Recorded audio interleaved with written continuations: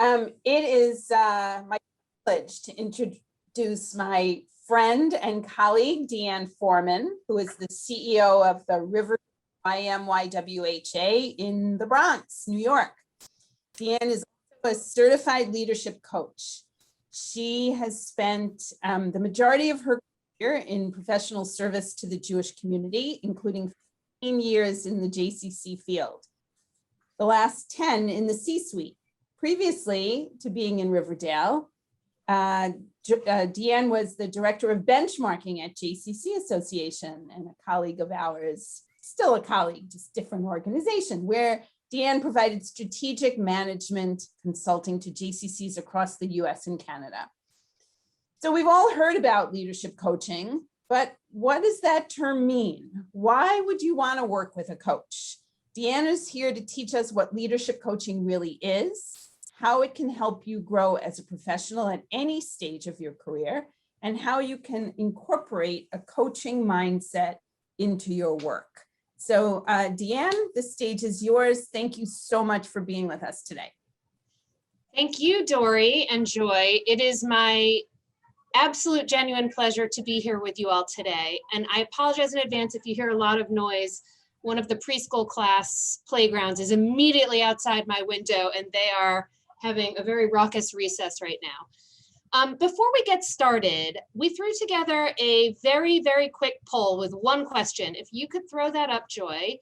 I wanted to just get a very quick sense of whether any of you have ever worked with a coach. So take about 30 seconds and very quickly answer the poll so we can get a sense of where everyone is at. And while you do that,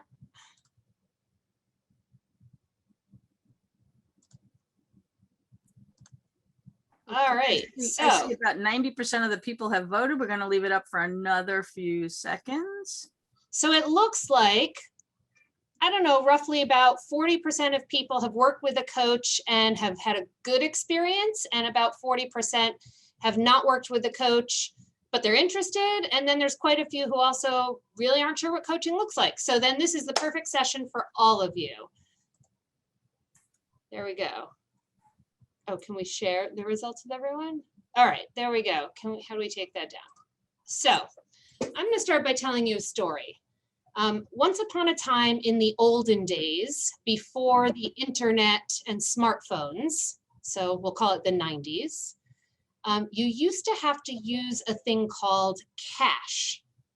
Cash comes in the form of these little metal coins, which sometimes when you're at a toll booth are called tokens. And tokens is just another fancy word for cash you can only use in this one spot. So I'm driving my car, and all of a sudden, the absolute biggest jerk on the planet cuts me off. I mean, this person was the worst. Cuts me off with no regard, slows down, totally gets in the way of my path, and I'm steaming. I had already my cash in my hand because you have to throw it into the big basket that's at the bottom of the window with your left hand, by the way, and I'm a righty. And I literally had this like fist of coins in my hand, and I was ready for a fight, and I was so angry. And then I get to the toll booth, and I'm about to throw my coins into the basket, and the toll booth attendant says to me, "Oh, you're all set. The guy in front of you already paid for you." And immediately my hand loosened up. I had this like wave of a little bit of guilt because I had been thinking horrible thoughts, and like almost a sense of like release come over me. And I immediately thought to myself, oh, poor guy. I guess he must be in a rush or is having some kind of an emergency or made a mistake.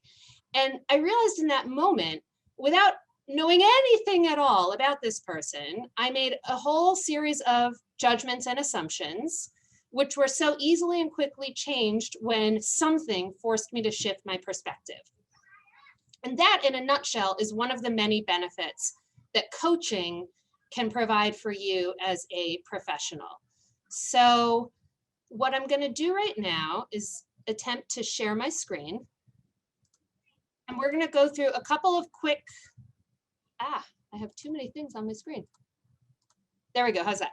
We're going to go through just a couple of quick things to give us a sense of what coaching really is, kind of the secret sauce of how it works, how you might be able to use it as a professional. And then I'd love to really open it up to have a conversation with all of you. So I could give you the very technical definition from the International Coaching Federation about what coaching is, but in real practical terms, it's essentially just helping people learn rather than teaching them something, right? The whole idea of teach a person to fish rather than giving them a fish. So the idea of coaching is that the answers lie inside of you, but sometimes you can get bogged down by the distractions of too many demands on your time, about really strong feelings about a person or a situation. And the job of a coach is essentially to facilitate a process that just clears away the distraction, the noise, and helps you figure out the answers. So it's a little bit different than some other kinds of interventions you may have heard of. And please don't read every word on this screen. I'm happy to share these slides after. I just want to tell you kind of the essential difference between these different things, because they're all extraordinarily useful, but useful for different situations. So mentoring assumes that there is a more experienced person that's transferring guidance and knowledge to a less experienced person, as opposed to coaching where people are co-equal collaborators and they're focused on uncovering your internal insights. Feedback is really one directional, where someone gives you some kind of information about your performance, as opposed to something active where the person is taking a role in also figuring out how to improve their performance. Consulting assumes there's an outside expert that comes in and solves your problems, as opposed to, and it's very focused on the problem, as opposed to coaching, where it's really focused on the person and figuring out the insight. And then finally, therapy, which looks back to diagnose and to heal, as opposed to coaching, which really is forward-looking. How I have a goal I want to achieve. What is it going to take for me to get there? And some people joke that coaching is like work therapy. And the truth is sometimes it does feel a little bit like that, or it can feel a little bit like that, but they're all different. So why might you use a coach? You're at a crossroads. I have an opportunity for job A or job B, and I don't know how to decide. You feel really angry or upset or anxious about a particular situation, and you need some insight to figure out what's triggering you and how you work through it. Or something similar to what I talked about at the beginning, you make all kinds of assumptions about how things work or why they are a certain way, and coaching can help figure out other perspectives and other opportunities. So the whole magic of coaching, the whole secret sauce here is curious, powerful questions. So curious questions are open-ended, they are expansive, they invite exploration, and there's no right or wrong answer. And I want to give you a little bit of an example and see if this resonates, and then I'm going to take my screen down. So if you look on the left, these are some traditional ways that people might ask questions, right? How much exercise do you need each week? So the curious way of asking those questions are, what would being fit look like for you? Or instead of, is that an effective strategy for you? What makes this an effective strategy for you? It's a very subtle difference, but it really automatically invites the opportunity for thinking rather than just shutting down. One of my favorite coaching questions, instead of saying, okay, you have these two choices you're stuck between, what's a third option? What's another option? So with that, I would like to figure out how to go back to my other screen. There we go. How's that? So I would like to tell you about a conversation, a coaching conversation that I had yesterday with someone that I was coaching. And we don't have an awful lot of people on this call, so let's see if it works for people to jump in. And if not, we'll use the raise hand or the blue hand feature. But I was coaching a coachee, as we call them. And the challenge that he brought to me was, I've been in this field of HR for 20 years. I've attained a really high level position, and it's all just easy and boring. And I don't feel intellectually stimulated. And you know, I've climbed the ladder. I'm now in charge of groups in 60 different countries. That's not really that hard. I can do it in my sleep. And I'm thinking about leaving my job and starting in a completely different field in the management end, or, you know, just as something challenging to do, but who does that? And I don't really know if I should do that. So imagine for a minute that you are the coach of this person, and tell me some of the questions that you think you might want to start asking to explore. You can type them in the chat, or you can just speak up. Don't be shy. We're JCC workers. We're not shy. Hi, it's me. This is Lisa from Staten Island, JCC. Hi, Lisa. Hi. I guess I would ask him what his passion is. You know, if he has a love for something, because we all know if you can make your avocation your occupation, you become more successful. So how would you ask that question? So what do you love to do? Can I ask that? Great, love it. Great question. What do you love to do? Other ideas? What would be a downside to changing positions? I see in the chat. Also a good question. And interestingly enough, sometimes one of the ways that people can get to what they really love is by taking the back door. Sometimes it's easier for people to talk about the things that they find really challenging, that they don't like, and that helps illuminate for them those things that they really hold on to most dearly as values. What's the best part of your day in your current job? Love that, right? What really drives you? What makes you think a new field will give you a sufficient challenge? So that is an interesting question, a really valuable question, because you know, you might assume that just jumping into something new is going to be exciting, but what if it's not? So it reminds me, ask the 5 whys of why they're in their current role, why now, what happened, what inspires you. All of these are great. So I want to introduce another idea right now, which is the idea of the leading question, which really is just an opinion in the form of a question. So if you wanted to think about a leading question here with this same case, right? My friend John, wondering which job he should take. What are some questions that you could ask that really are your opinion masquerading in the form of a question?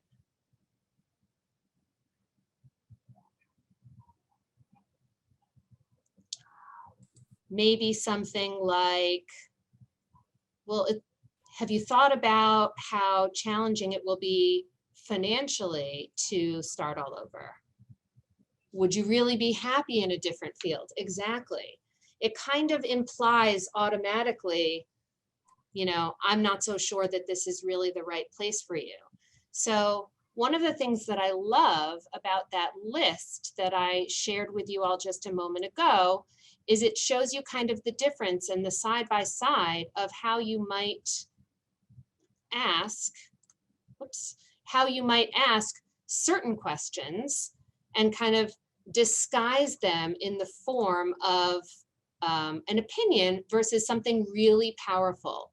So I'm trying to manage my screens here and I apologize. So what I would love to do with all of you right now, if there's someone that is brave and interested in this, is what would it look like to do a little bit of a quick coaching demo? And if not, we'll move on. But if there's one of you that has a burning question that you've been thinking about, you know, I'd really love to kind of give you a sense of what that would be like. And if not, then here's how we're going to do it. I'm going to present to you my challenge, okay? So here's my challenge. I am a 46-year-old mom of 3. I am the daughter of a father who is increasingly dependent on me. and I work in a very challenging, stressful job, and I have totally and completely let my self-care go out the window. I know that I should be eating better and sleeping better and moving more, and I just don't want to. So you're my coach, and you're going to ask me some questions about why I'm struggling with this challenge.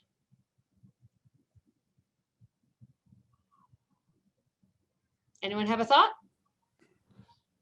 Why is everything else in your life more important than you?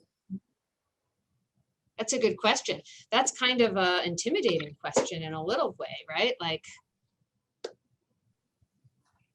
Or How I think, about, sorry. jump in. okay, how about, so what's happening in your world? How is your world? Like, try to get like, what's going on? I mean, how's life? Just like that, and see the response you get. Yeah. I mean, look, life's tough. It's been really hard this past year for everyone.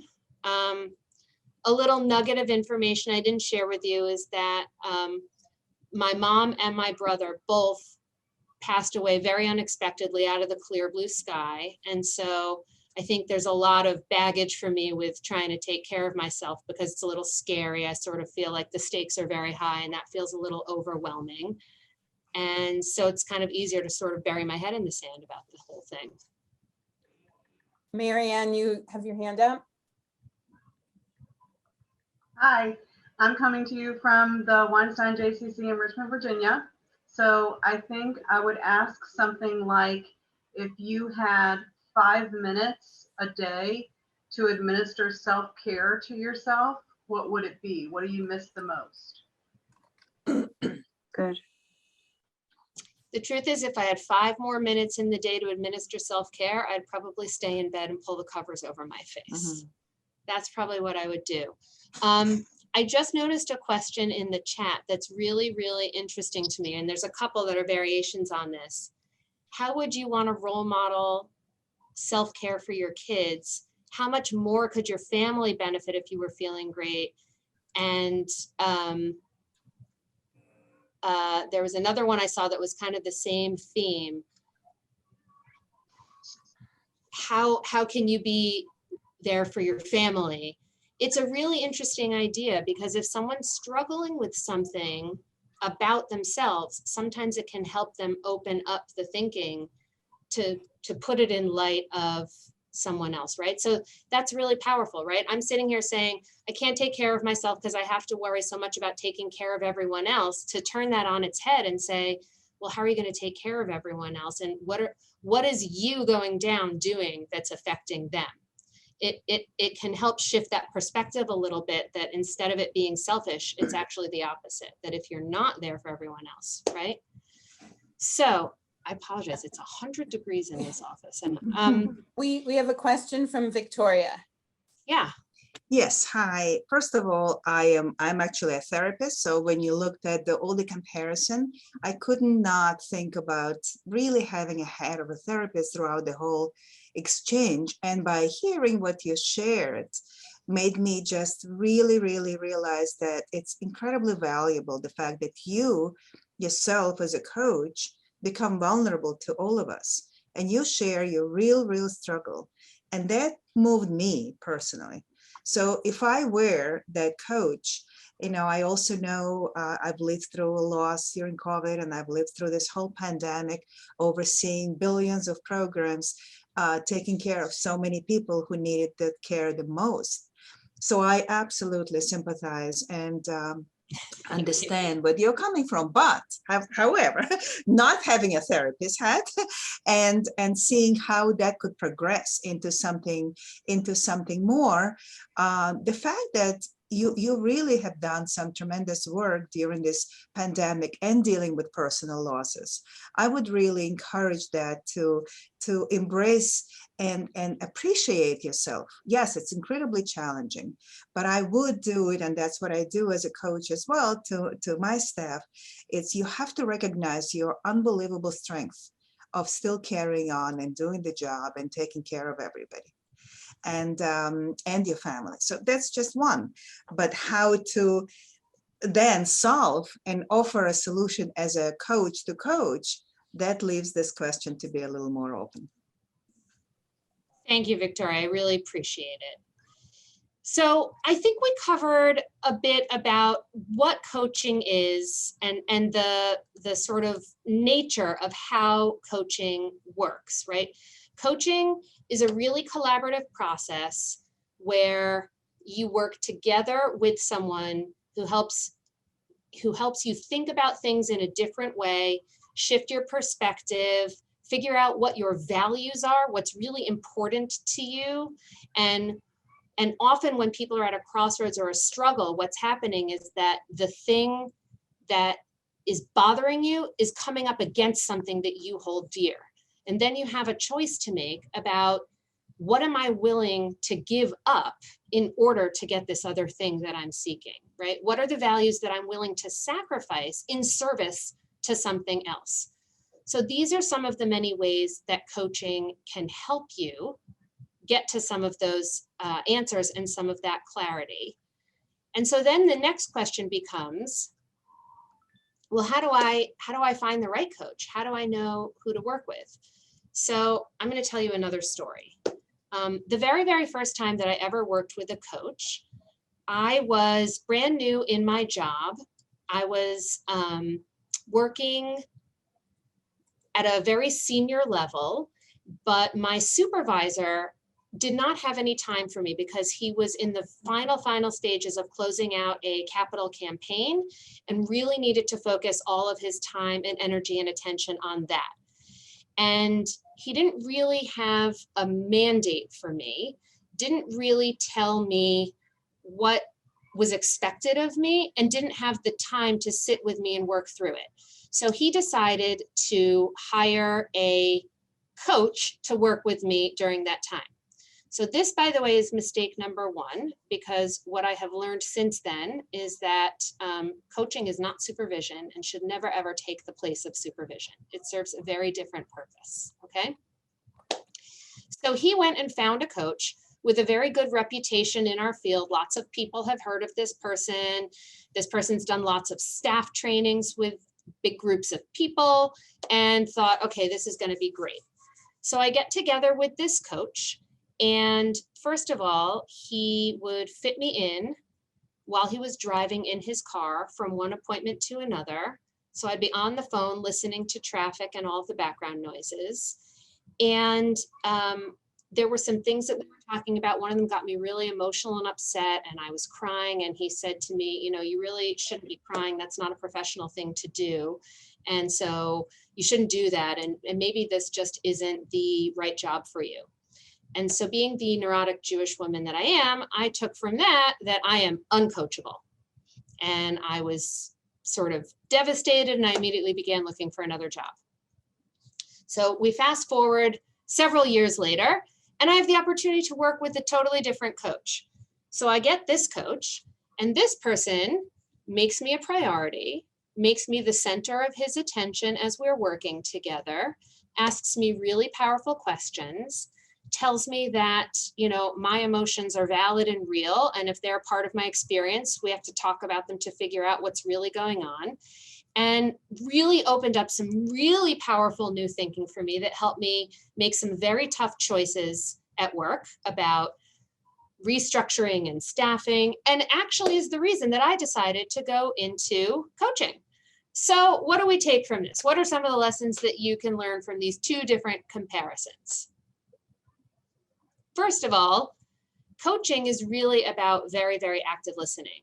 So you have to be able to see and hear and pay attention to someone when you're coaching. You have to look at what they're saying and not saying, how they're reacting, and how they shift their facial expression and their body language, because that gives you a lot of information about how they're really feeling, what they're saying and what they're not saying.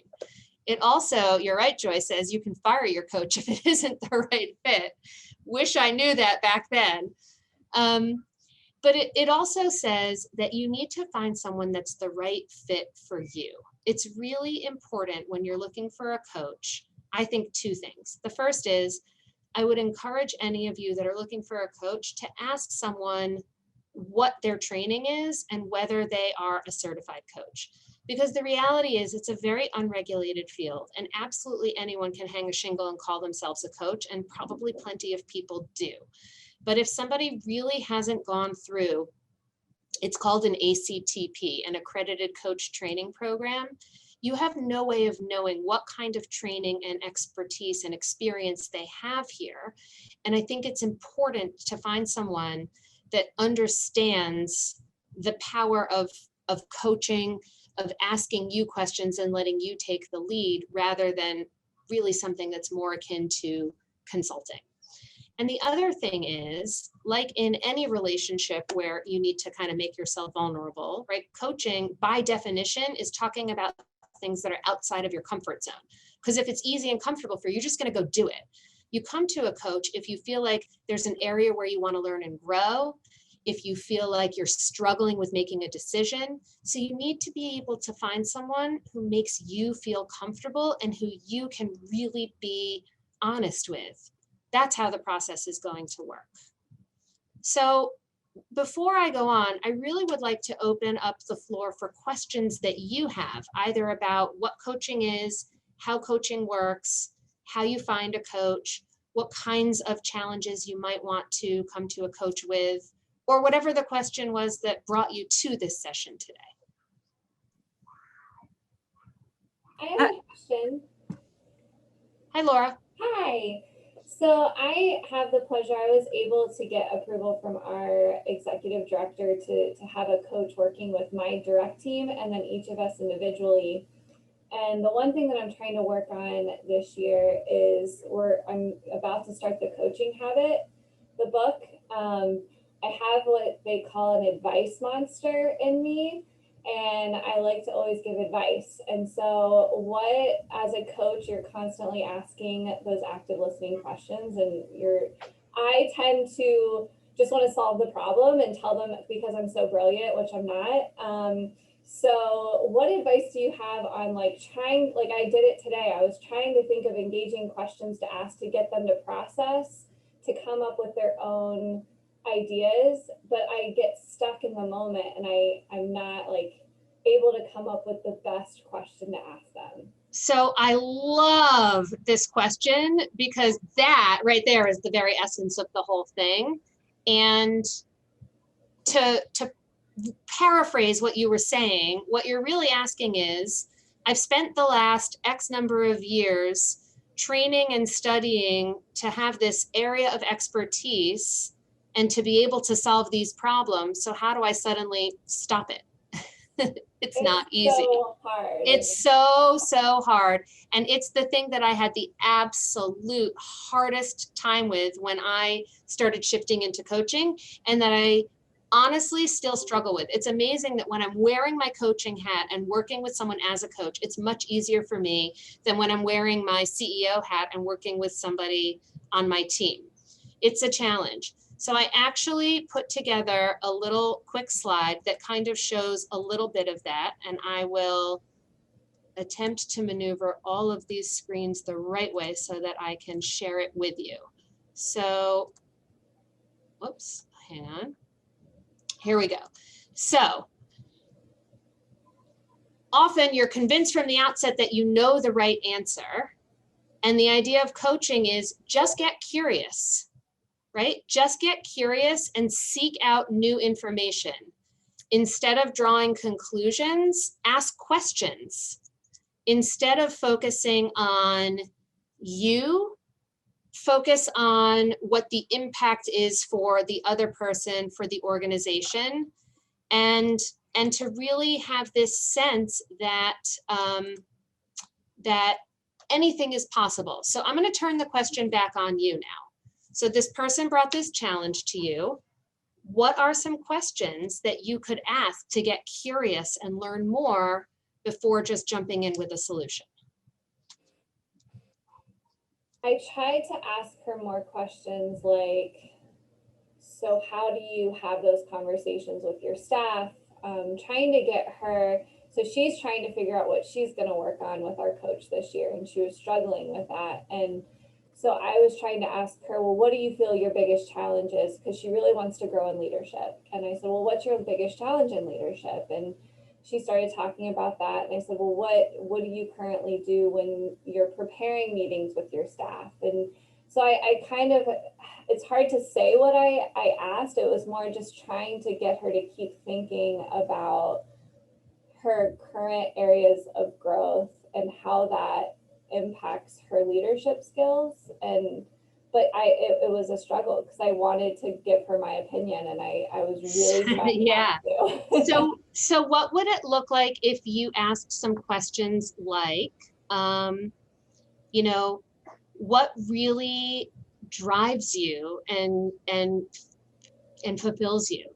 Or, you know, tell me about a project or a moment that you were the most proud of. You know, why? What happened? What kinds of skills were you exhibiting when you were able to achieve that? Where else might you be able to apply some of those same skills? You know, some of those kinds of questions can sometimes be really powerful in helping people think differently, and sometimes to take it out of work a little bit.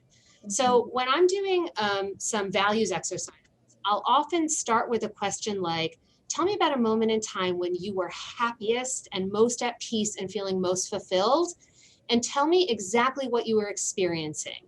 What were you seeing? What were you hearing? What were you feeling? What were you doing? What happened in your body? And when you listen for that, you mine for answers. And what ends up happening is you end up learning a lot about the values that this person holds most dear, right?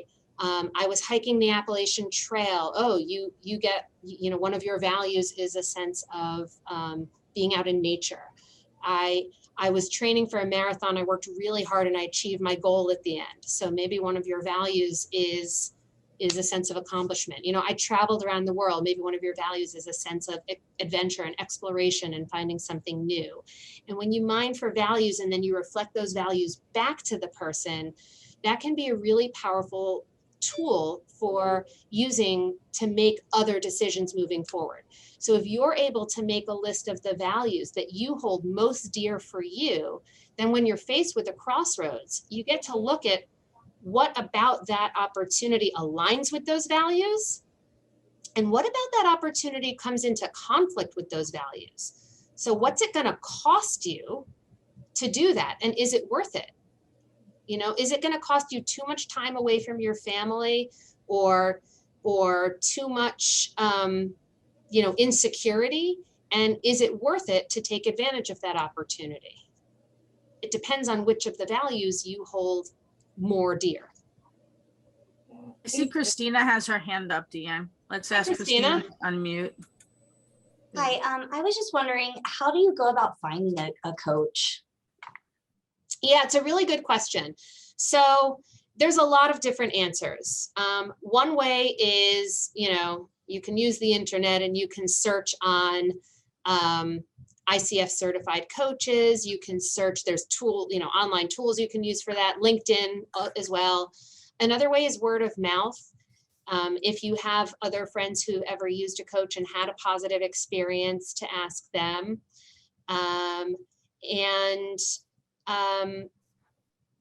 I mean, I would say those are probably the two easiest ways, but I'm happy to have another conversation with you offline, because if there are people that are interested in coaching, I have some people that I can connect you with and introduce you to as well.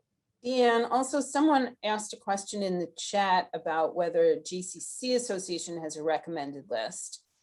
And we do. It is a list of people that we have used, or some of our senior professionals have used as coaches and would recommend. It is not comprehensive by any means, but we certainly can share some of that. And if you're interested, I'll put my email in the chat and you can email me. It is, I just want to be clear, it is not a comprehensive list. It's a list of people that we know and we've used. I will also say any coach worth their salt will be very happy to have a good fit conversation with you before making any kind of commitment. And if someone is not willing to have a good fit conversation with you, hang up and don't even consider using them, right? So people should be willing to give you 15 to 30 minutes of their time just to talk about what your goals are, what you're looking for, you know, and you'll get a sense of whether you vibe with that person. And if you don't, move on.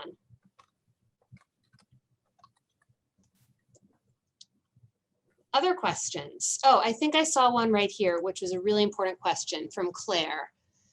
Coaching is not supervision, but what elements of coaching can we take on within our roles as supervisors? So this is a very good question as well. You really can't properly coach someone who reports to you because there's a conflict there. It's really challenging for somebody to feel vulnerable and fully honest if they feel that it could be punitive because they're talking to the person they report to. However, as Claire says, you certainly can have a coaching mindset in your work. And that's really where those curious, powerful questions come in. So when someone comes to you with a question of, I don't know what to do, I have a choice to make, what should I do? I would say if you want to have a coaching mindset, turn it back on them. What do you think you should do? And you know, I'll give you one of the most powerful questions there is. When someone says to you, I don't know, the follow-up question is, well, if you did know, what would the answer be? And you will be absolutely shocked at just how many people, it's like when you give them the permission to give you the answer, they have the answer in them of what they think the answer is, right? If you did know the answer, what would it be? It kind of takes the pressure off a little bit, but starting there and asking the person, what do you think the answer is? If you did know the answer, what would it be? And what are your goals? What is the outcome you want? And what do you think is going to get you there? And you know, what are your concerns? And those kinds of questions can open up more of that coaching mindset in your supervision. And someone sent me a question privately that I'll share. And that is, as a supervisor, when do you know, how do you know whether to recommend therapy or recommend coaching? Yeah, very important question as well. So sometimes those two things, by the way, can happen at the same time. So I'm going to give you a story. I was coaching with a client who came to me and said that she really wanted to start a nonprofit for-profit business. It was going to be a cafe, and the proceeds from the cafe were going to be used to help provide assistance to families that were dealing with a chronic or terminal illnesses. And as we started talking, I asked her, you know, why this was important to her.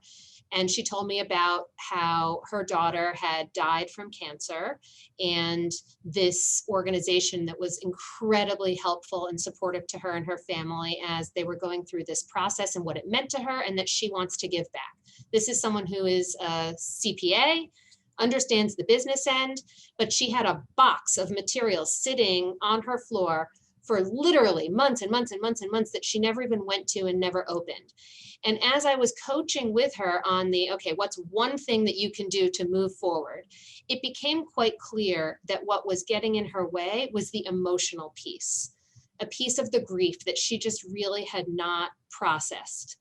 And so as we were coaching, I said to her, you know, it seems to me that some of the challenges you're dealing with go beyond the scope of my training, and that you might be best served being able to work on some of those challenges with a professional who's trained to help in those areas, and I can help you in these areas.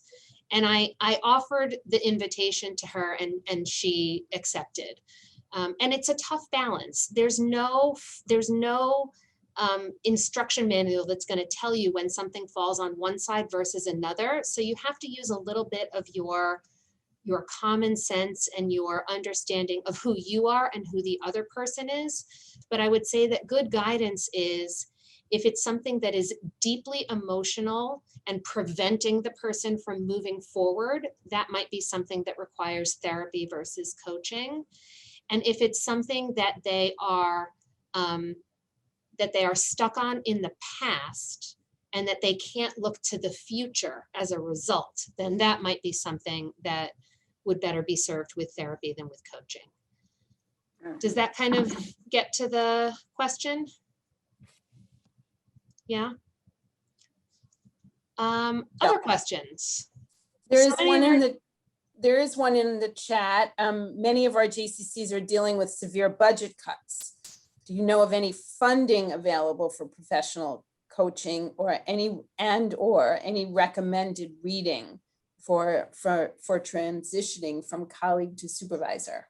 So those are two very different questions. I'm gonna go with the first question first.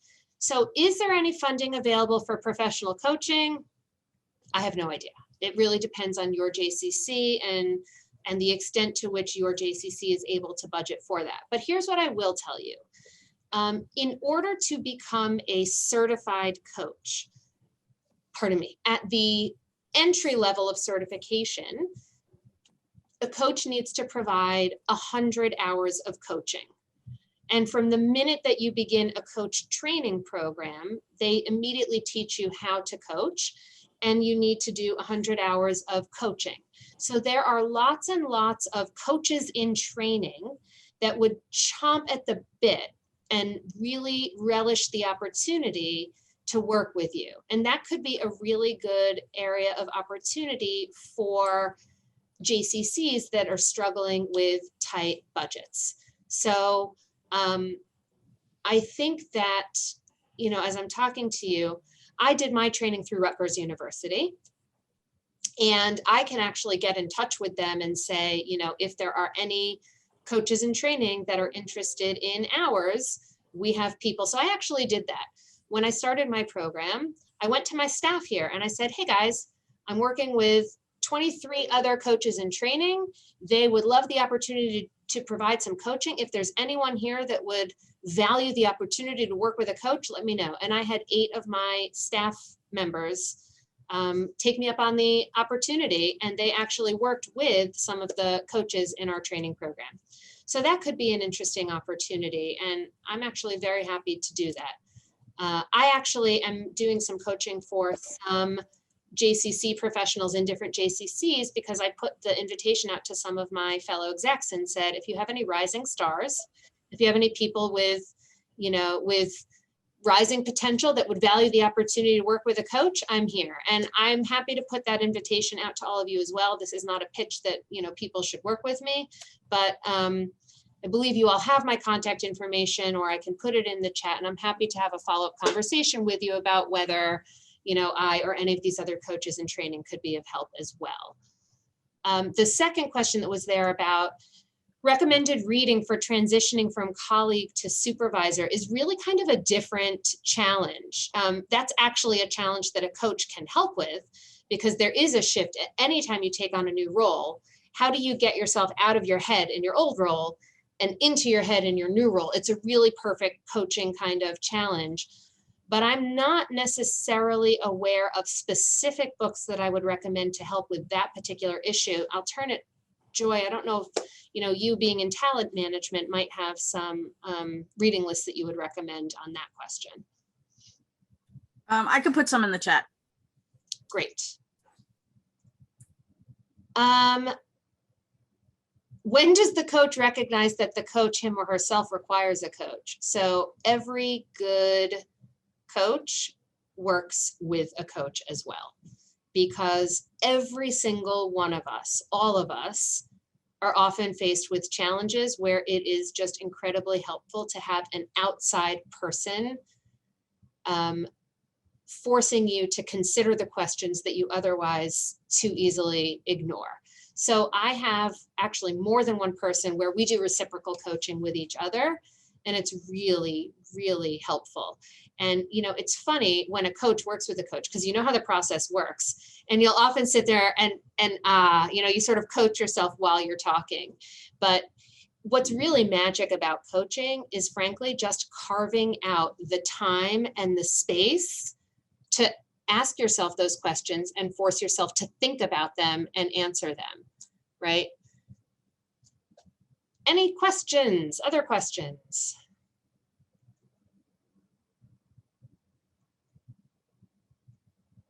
I've never heard a group of JCC professionals so silent, which means either you're all bored to tears or checking your email, I have a or question. you've already gotten all the answers you're looking for. Yes, Mike. I have a question. A past manager of mine had talked to me one time about leading from behind versus leading from the front and how that's a strategy. And it's something that's always stood with me and I try to use. How does that like fit into the coaching kind of mentality?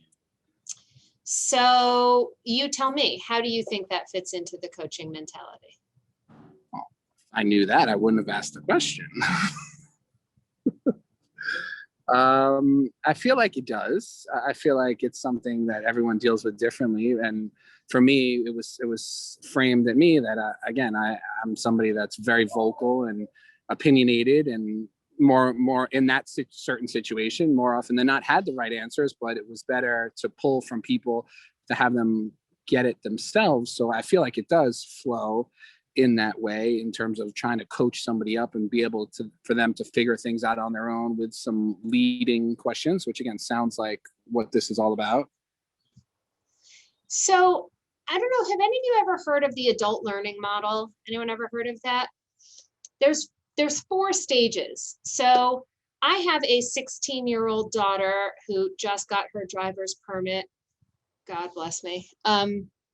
She didn't know that you had to yield to the person already in the rotary, and I feared for my life.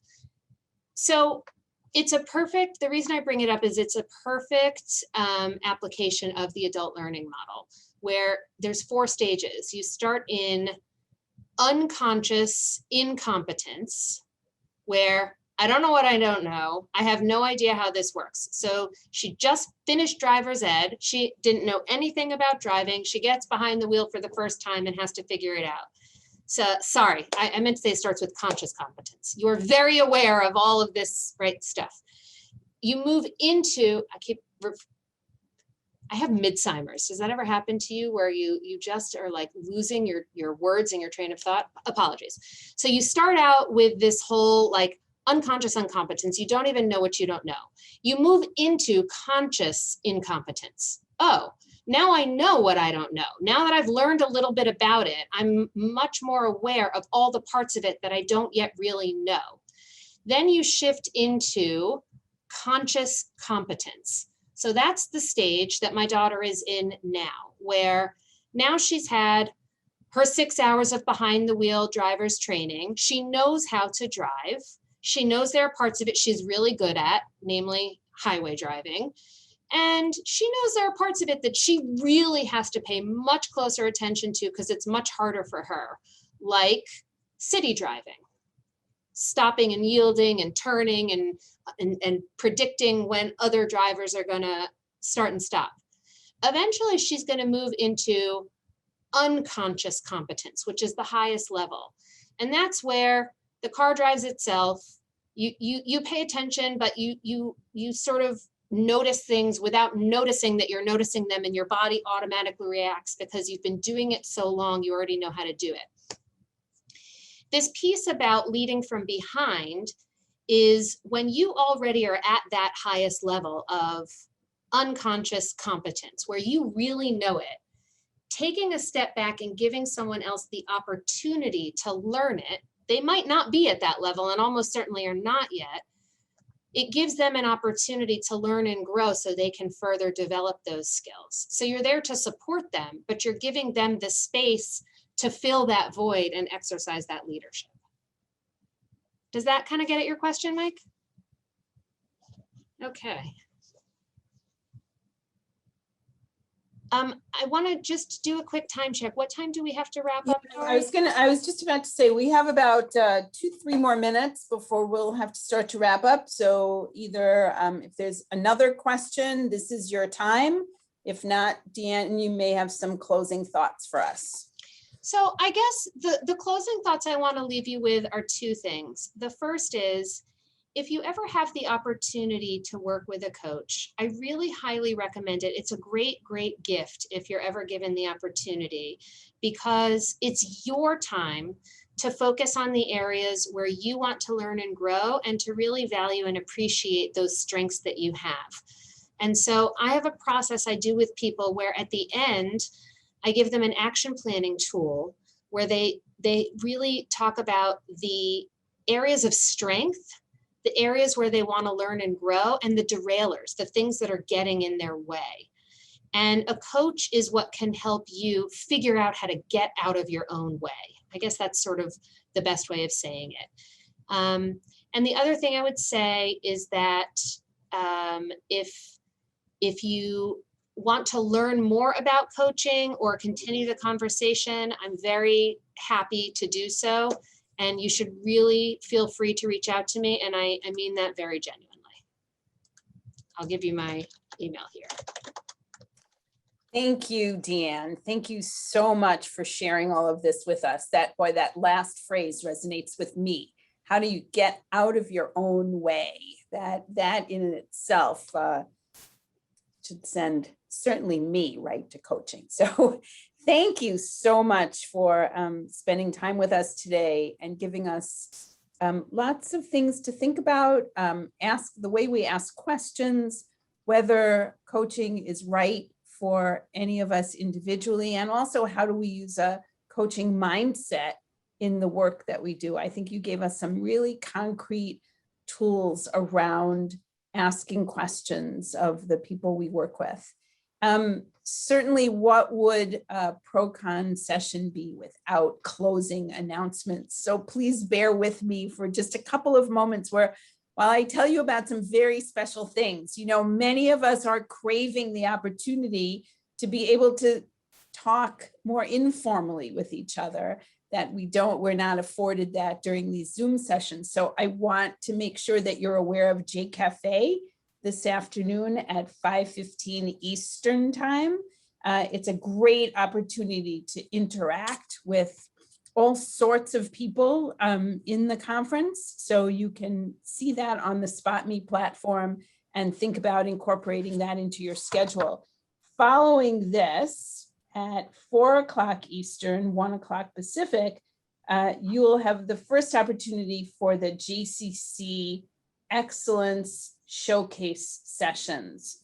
Those are 3-minute sessions where we get to learn from our colleagues around very special programs, initiatives they've been involved with. You can find more information on those in SpotMe and join through there. A quick reminder that the virtual event hall will be open again tomorrow between 1:45 and 2:45 Eastern to have some live, engaging, and informative video breakouts with all sorts of services that are right for your JCC. We really appreciate your joining us today. We hope this was helpful. Deann, again, thank you so much for sharing your wisdom and so much of yourself with us. And I look forward to seeing you on another screen and hopefully in person one of these days. Thank you. Stay well. Thanks, everyone.